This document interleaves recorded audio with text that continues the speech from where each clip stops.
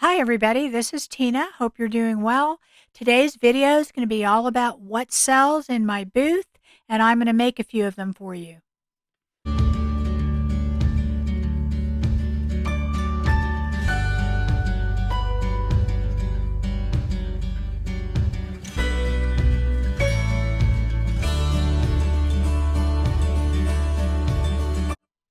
Okay, so project number one and what sells in my booth.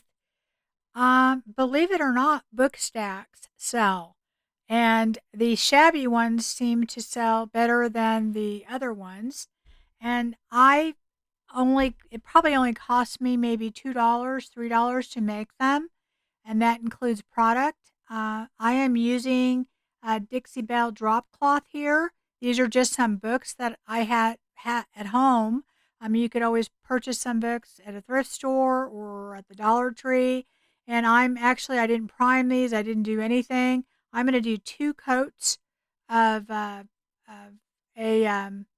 Dixie Belle chalk paint. You can use probably any chalk paint, would stick to them. Okay, so we're going to be using IOD paint inlay called Lattice Rose.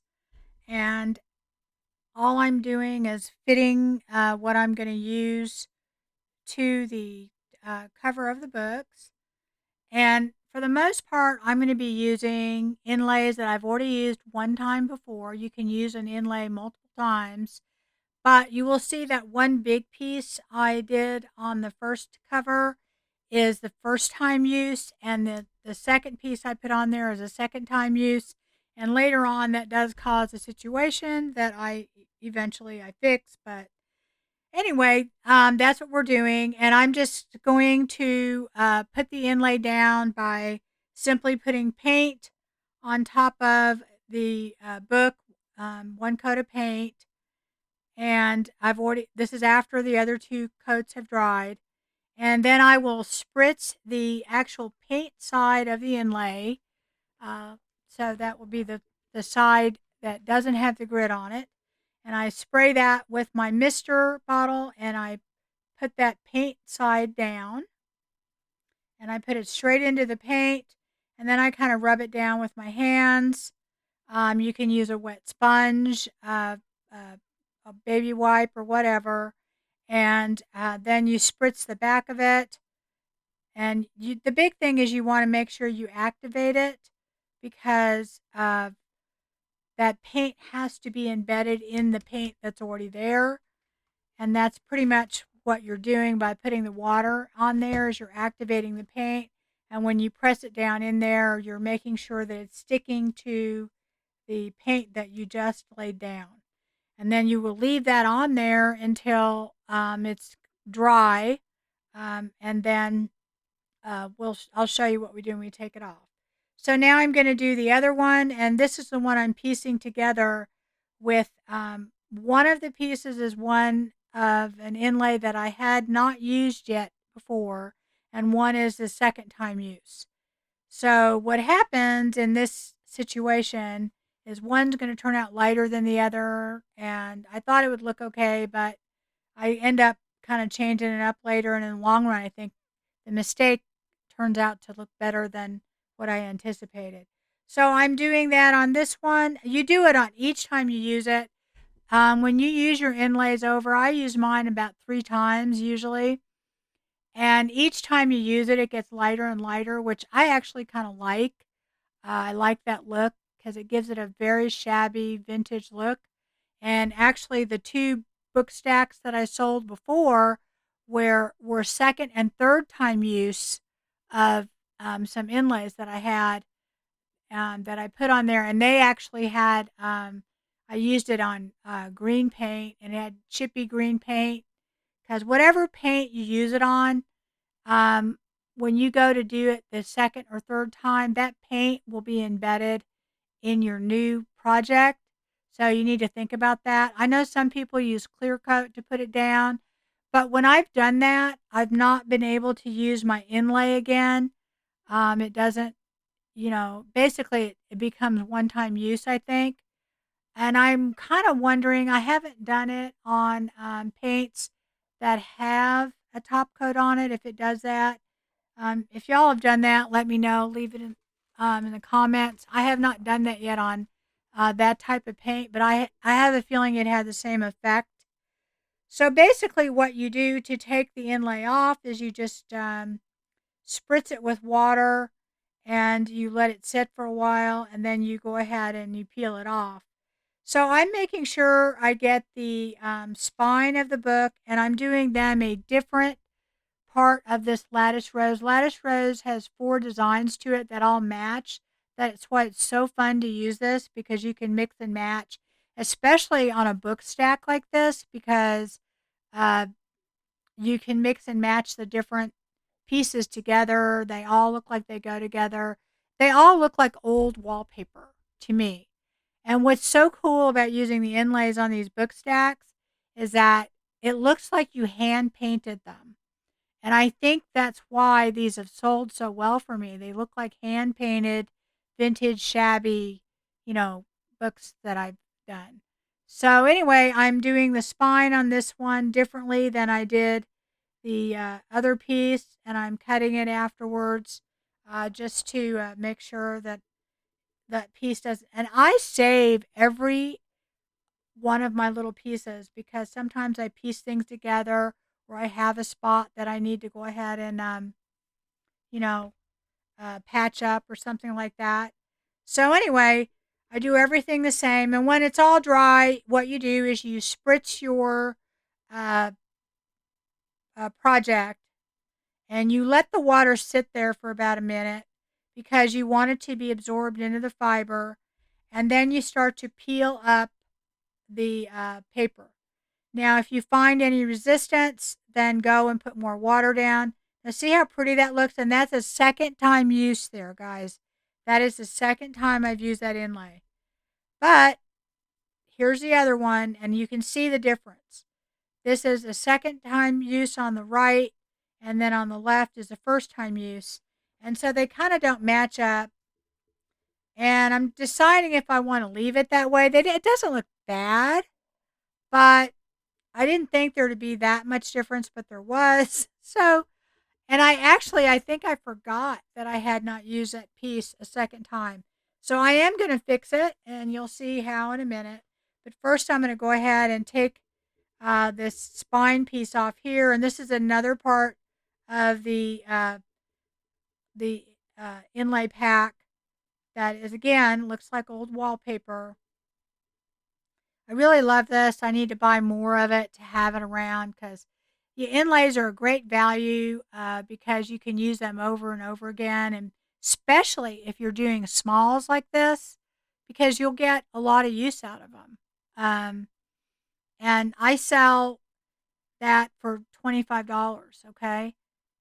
Okay, so now what I'm doing is I've decided on the part that I have already done, I'm painting it again with my chalk paint, and I'm going to just lay part of the uh, lattice rose inlay, the pieces that I have like on the spine.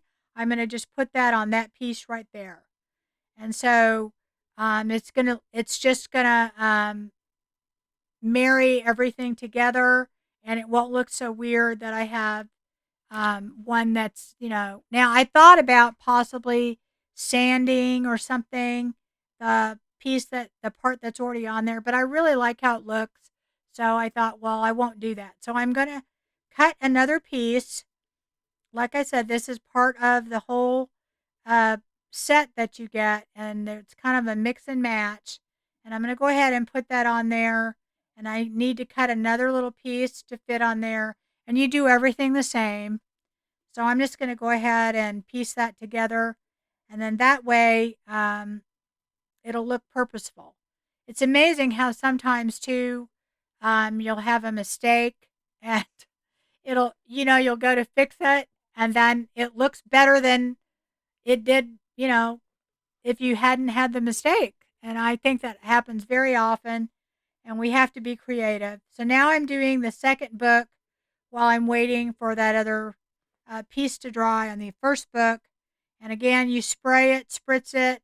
Make sure you give it time for that water to absorb into the paper. And once it does that, you just find a little corner and start pulling it up. If you feel any resistance, spray some more water on top and let it sit for a minute. Don't force it to come off, because what you'll do is you'll peel your paper off, and your paint off. So there you go. That's the second use of this uh, inlay. So it's a little light, but I think it's really pretty, nice and shabby. And then this, you see, I used the same print that I used on the other front of the book. I used on the spine here. So it's mix and match. And I'm going to let that dry. And I went ahead and decided there was one little spot on this book where the paint peeled up. And I usually just leave that because I actually love how that looks. I love that chippy paint, shabby look. And apparently other people do too. Because like I said, I've sold 2 book stacks that were shabby. And and they were much more chippy than this. So we'll see if this one sells. So I go ahead and I take off the pieces that I let dry. That was our mistake piece. And I'm feeling a little resistant, so I'm making sure that I put extra water on there. And I blot it. I don't want it to stay too wet because I don't want it to smear. But you got to be careful because this is technically wet paint. So here's the pieces that I kind of sort of patched, because where the paint peeled up in the middle. And what that'll do is that'll just add some of that back in. And anyway, what I do now is I am going to take some wax. Now, this is after I sprayed both of these with a clear sealer. You do not want to use a brush. You want to use a spray. It works much better because you don't want to smear your inlay. And now what I'm doing is I am using just a wax to go over this, just a clear wax. And then what I've done is I've taken my clear wax and I have put a little bit of brown wax with it and went over it again. And then I just tied a little bow on it and it's done. And I think they turned out beautiful. And as I said, these are good sellers for me. And your cost, even including inlays, would probably be less than $5. And I sell them for $25. Okay, so project number 2. I sell these little Dollar Tree trays. And I'm almost embarrassed because I sell these all the time. And what I do is I make little risers and I put these little metal feet on. And I use, I will link this in the description box. If I forget to link stuff, guys, make sure you let me know.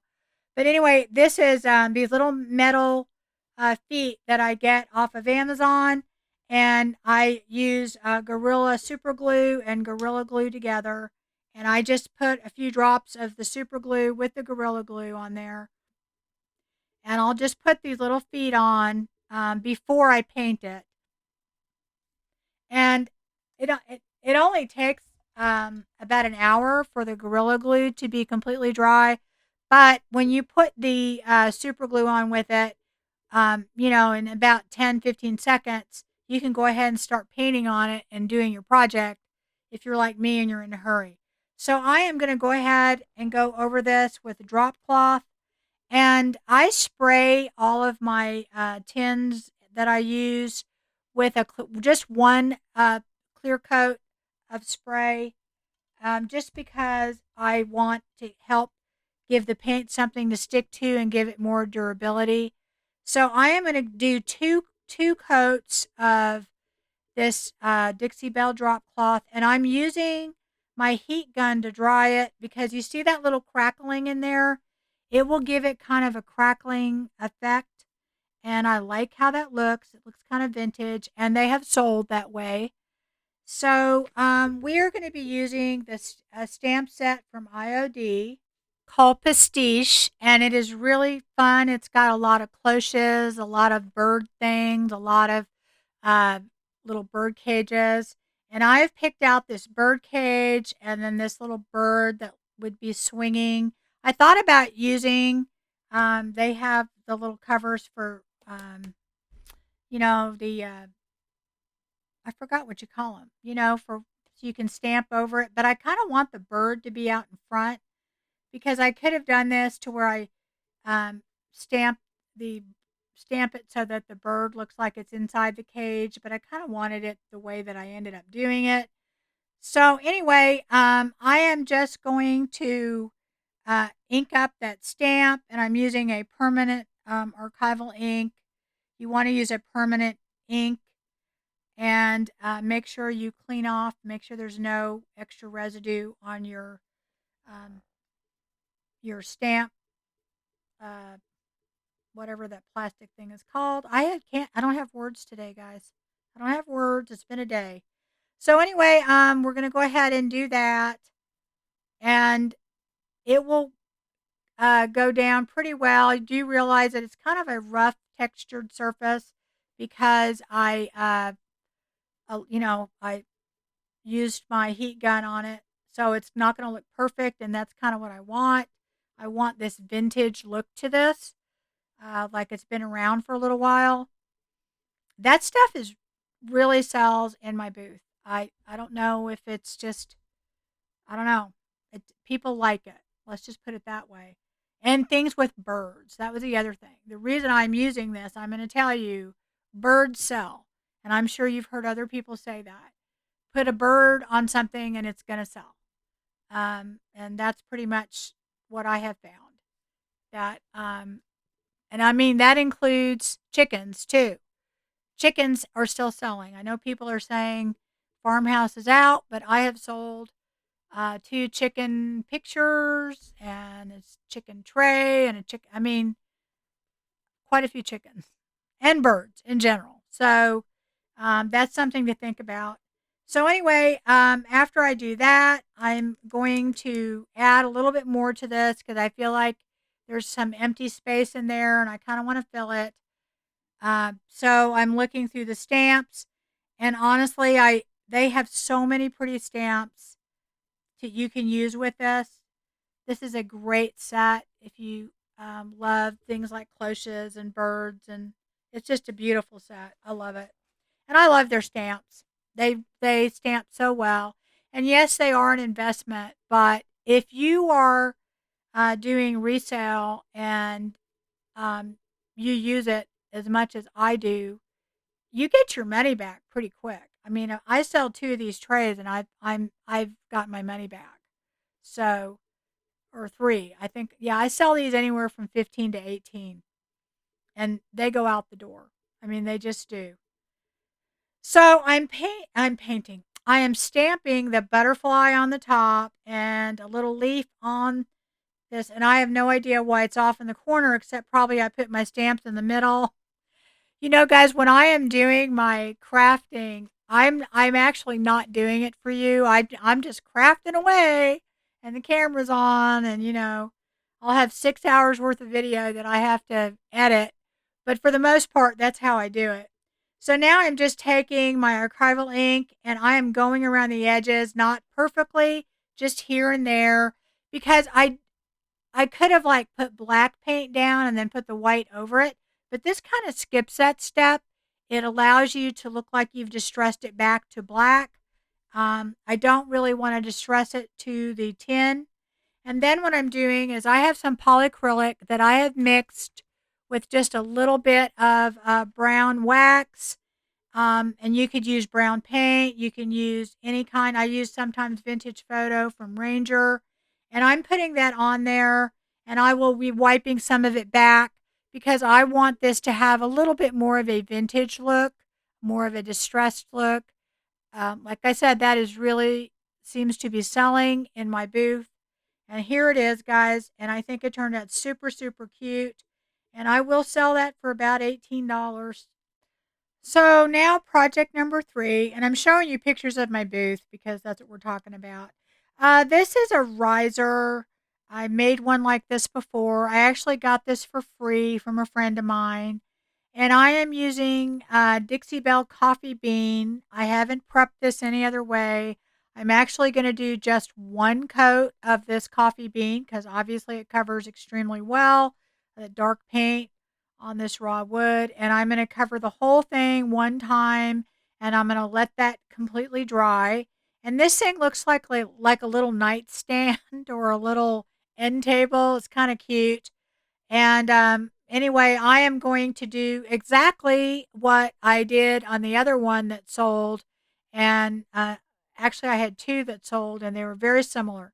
So now what I'm doing is I am using some crackle medium on this, and I am just going to, it's a deco art crackle medium, and I'm going to go over the whole thing, and I'm doing it, I would say, fairly thick. And what you do on this is you go over the whole thing. You want to, don't go back and forth with your brush. You just want to cover it. You can certainly use glue or do whatever you would like to do with that. That can also work. You can just use school glue. And when it's tacky, then you would paint on it. This, you let it dry completely. And every crackle medium that I have is a little bit different. They crack a little bit different. I'm just trying to use up stuff that I have. And now what I'm doing is I'm taking the Dixie Belle uh, drop cloth again, and I'm going to go ahead and go over it after the crackle medium has dried, and you'll see it cracking as we're doing this. So it happens pretty quickly, and this distresses a lot. So probably more than I maybe wanted it to. But I did two other ones just like this, and they sold fairly quickly. So I don't know if it's because of the cute little nightstand look, or the transfer, or I have no idea, or the crackle, but they did sell. So uh, anyway, I'm going over the whole thing, and I had painted the inside with the coffee bean, but I didn't put the crackle in the inside. I'm gonna go over it with the white paint uh, or the drop cloth, but I'm not going to have that crackle because you won't really see it on the inside. And the thing is, you don't want it to go back and forth, because if you go back and forth, it'll just start taking chunks of your paint off. See how much all that's crackling? I mean, a lot, a lot. So now I'm going over the whole thing with polyacrylic, and to keep pieces of it from falling off because it's still crackling. And the polyacrylic kind of reactivates it a little bit too because it's a water-based product. So now I'm using IOD Transfer Ephemeral Melange, I believe. And it is this beautiful little pink rose. And I'm going to put that on the top. And now this is after my polyacrylic top coat has completely dried. Whatever top coat you use, you want it to dry completely. You do want to use a top coat, otherwise it could peel off your paint. And you want to make sure it's completely dry. Do not use wax. You cannot put your transfer on wax. Trust me, I know. Well, I'm not going to say cannot, but it's extremely hard. Anyway, so I'm going to go ahead and go over this, and what you'll see, there was kind of like a little piece in the middle where it's chipped, but that's okay because I think it goes with the overall look. I think it looks really cool. And then I have this little, I guess it's a fly. I'm not positive. Maybe a bee. Could be a bee. Anyway, let me know in the comments what it is, what you guys know. So, anyway, we are going to be using the little fly, bug, bee, whatever from the Brocante transfer book. And, I use bits and pieces from all of them. And when you're done with your transfers, you want to take the shiny side of that paper and uh, burnish it. And now I'm taking my little sander, and this is a very light sandpaper, and I'm lightly sanding my transfer so it doesn't look so new and shiny. and it looks like it's been painted on there. So anyway, after that, I take that same polyacrylic mixture that has a little bit of a brown tint to it, and I go over it, make sure I go over the whole thing, and I think I actually even go over it a couple times. And that's it. That's how it looks. It's nice and chippy and old looking and very distressed, and that does sell a lot in my booth. So project number 4 is a tray, and this is like a tin tray. It's not even silver plate. It is just a tin tray, and I have sold 2 other ones uh, similar to this, and I sell them for $20. And I think this one, I actually got it at the 75% off sale, and it was only $2 to begin with. So it's just negligible what this cost. So I am going over this with Dixie Bell's buttercream, and I have already sprayed it with Rust-Oleum clear. That's the clear that I usually use whenever I am spraying, any kind of my tin stuff first. And I find that the easiest because it dries really quick. I don't have to wait a long time. So anyway, I am going to go ahead and do 2 coats front and back with this and let it completely dry. And then I am going over it with Dixie Bell's matte clear finish uh, just one time to go ahead and seal that, because we are going to be putting a transfer on this. And as we talked about, you do definitely have to have it um, sealed. So this is also what we're going to be using from the Brocante transfer book. That is a great transfer book if you have not done any transfers or bought IOD transfers. And that ephemeral melange is a good one too. You get a lot of bang for your buck. And honestly, if you are a reseller, you will definitely make your money back very, very quickly and then some. So anyway, I am taking these little chickens and I've centered them on there, and they are, I think, adorable. And like I said, chickens are selling in my booth, so I'm going to go with it.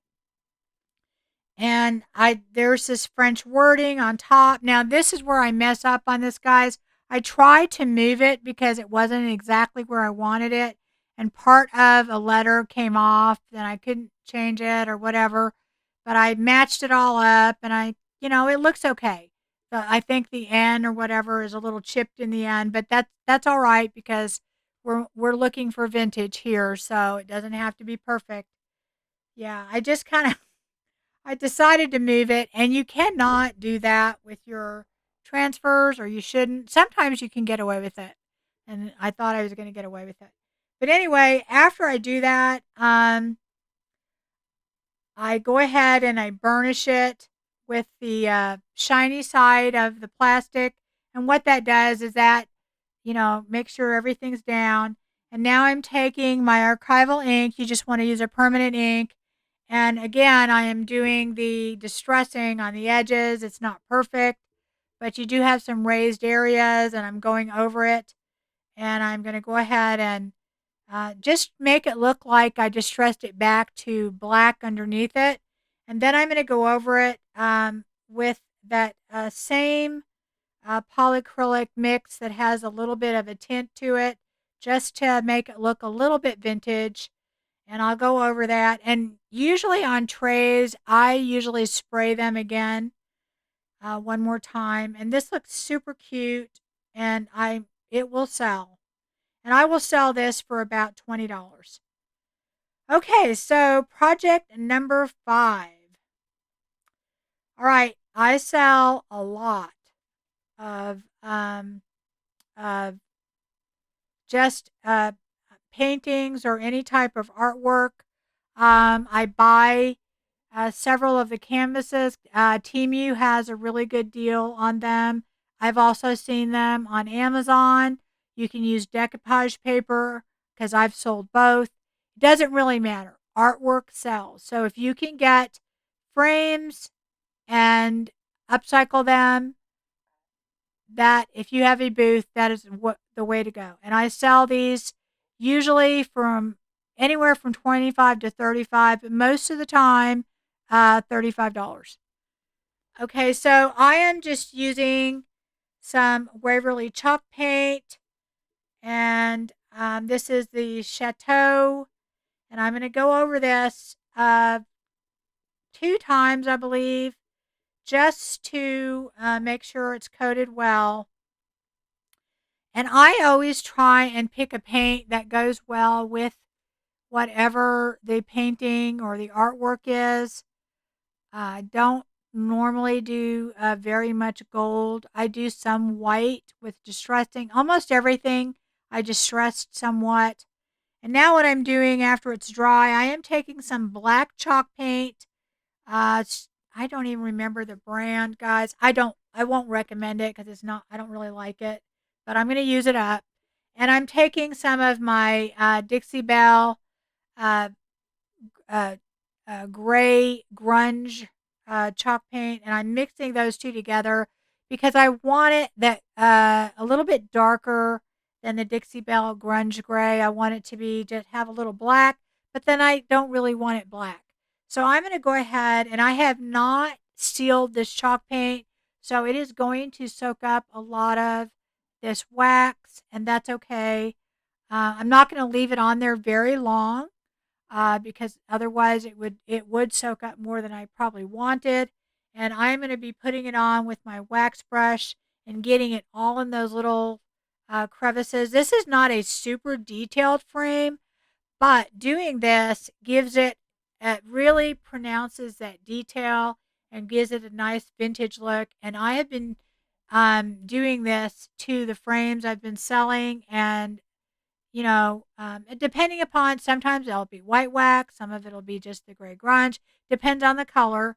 And I wipe it back, and I have been selling these, like hotcakes. So, and I think in general, people always need artwork usually, and they'll see something they like, and I try and have things that will work well together too in my booth if someone wants, more than one type of a thing.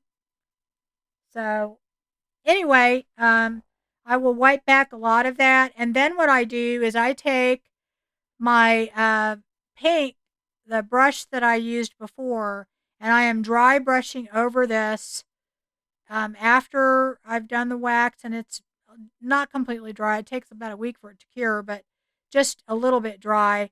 And I go ahead and I do that just to highlight again the little detail that's in there and on the sides, and it gives it a more vintage look. It really does. So I do that, and then of course you do have to seal your chalk paint again because now that I've put chalk paint back over it. And what I do with that is I just take a clear wax, and I'm just going to take clear wax and go over the whole thing with some clear wax. So that does seal the chalk paint in, and that's all I have to do with that. Now, the hardest part for me in doing these is putting the glass back in and keeping it clean. So that is honestly the hardest part. Okay, so now what I'm doing is, this is just the backing that was on there, and I'm going to take some glue, and usually I use my tacky glue, but I couldn't find it. If y'all could see my craft area, you would understand why I can't find anything. So I am just using my, I don't know, what is the wood glue? Gosh, guys, you saw the bottle. I'm using my wood glue. Okay. Anyway, but tacky glue or any kind of glue works. And I spread it all over so that I have a nice coat on there. I used to use my hot glue, and I found that it was leaving lumps and bumps. So I don't do that anymore.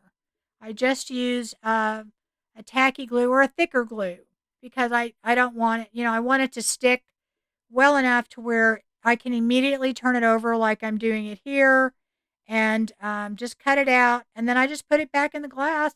And I do cover the back with brown paper and put a hanger on and all that stuff. And like I said, I sell these for 35. I've sold this particular print already once.